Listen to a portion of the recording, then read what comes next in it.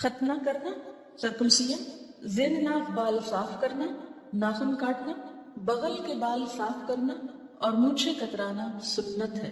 عن ابی ہریرہ رضی اللہ عنہ ان النبی صلی اللہ علیہ وسلم قال الفطرۃ خمس او خمس من الفطرۃ الختان والاستحداد وتقلیم الاظفار ونتف الابط وقص الشارب، رواہ مسلم۔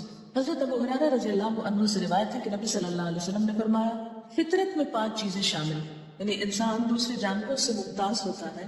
نمبر 1 ختنہ کرنا، نمبر 2 زیر ناف بال صاف کرنا، نمبر 3 ناخن کاٹنا، نمبر 4 بغل کے بال صاف کرنا اور نمبر 5 مونچھیں کتروانا۔ اسے مسلم نے روایت کیا ہے۔ مسلمان مردوں اور عورتوں کو 40 دن سے زیادہ ناخن بڑھانا منع ہے۔ عن انس بن مالک رضی اللہ عنہ قال بقت لنا في قص الشارب وتقليم الأظفار ونتف الإبط وحلق العانة ألا نترك أكثر من 40 ليلة، رواہ مسلم۔ حضرت انس بن مالک رضی اللہ تعالیٰ عنہ سے روایت ہے ہمارے لیے مونچھ کتروانے، ناخن کاٹنے، بغل کے بال صاف کرنے اور زیر ناف بال صاف کرنے کی مدت 40 دن مقرر کی گئی ہے، یعنی اس سے آگے نہ بڑھے۔ اس سے مسلم نے روایت۔ اس کا یہ مطلب نہیں کہ اتنے دن انتظار کریں، اس کا مطلب یہ ہے کہ اس سے آگے نہیں جانا چاہیے۔ اور ویسے بھی صحت کے خلاف ہے ان سب چیزوں کی خلاف ورزی۔ مونچھیں بڑی ہوں تو اس میں بھی جراثیم جمع ہو سکتے ہیں اور کھانے میں انسان کے اندر بھی جا سکتے ہیں۔ ناخنوں کے اندر بہت سے جراثیم جو ہیں وہ جمع ہوتے ہیں اگر وہ بڑھے ہوئے ہوں۔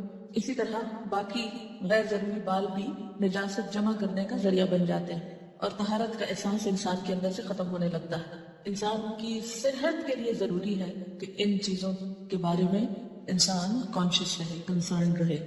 پرسنل کیئر اور ہائیجین میں آتی ہے یہ چیز۔ کل ہی کوئی مجھے بتا رہا تھا کہ انگلیوں کے جو بالکل اگلے سرے ہیں پورس، اس کے اندر بہت باریک بلڈ ویسلز ہوتی ہیں جو وضو کرنے سے اور کئی دفعہ دن میں ہاتھ دھوتے ہیں جیسے واش روم سے نکل کر یا ویسے، تو ان کو جب پانی لگتا ہے تو یہ ٹینشن کو ریلیز کرنے کا سبب بنتا ہے۔ اور اگر آپ بہت ناخن بڑھا دیتے ہیں تو ظاہر ہے کہ ان تک پانی پہنچنا بھی پھر اتنا آسان نہیں رہتا اور اس اعتبار سے بھی وہ سرکولیشن پہ فرق پڑتا ہے۔ رسول اکرم صلی اللہ علیہ وسلم نے داڑھی رکھنے اور مونچھیں صاف کرنے کا حکم دیا ہے۔ عن ابن عمر رضی اللہ عنہما قال قال رسول اللہ صلی اللہ علیہ وسلم خالف المشرکین احف الشغارب واوف اللحى، رواہ مسلم۔ حضرت عبداللہ بن عمر رضی اللہ عنہما سے روایت ہے کہ نبی صلی اللہ علیہ وسلم نے فرمایا مشرکوں کی مخالفت کرو، داڑھی رکھو اور مونچھیں صاف کراؤ۔ اس سے مسلم نے روایت کیا ہے۔ سو کر اٹھنے کے بعد 3 مرتبہ ہاتھ دھونے کے بعد کسی چیز کو ہاتھ لگانا چاہیے، یعنی اور مواقع مثل کھانے سے پہلے ہاتھ دھونا ضروری، واش روم سے نکل کر ہاتھ دھونا ضروری، نماز میں ہاتھ دھونا ضروری، کسی بھی صاف چیز کو پکڑنے سے پہلے اگر ہاتھ پہ کوئی نجاست لگی ہے اس وقت میلے ہاتھوں کو دھونا۔ اور خاص طور پر یہاں ایک اور ادب سکھایا گیا کہ سو کر اٹھنے کے بعد بھی۔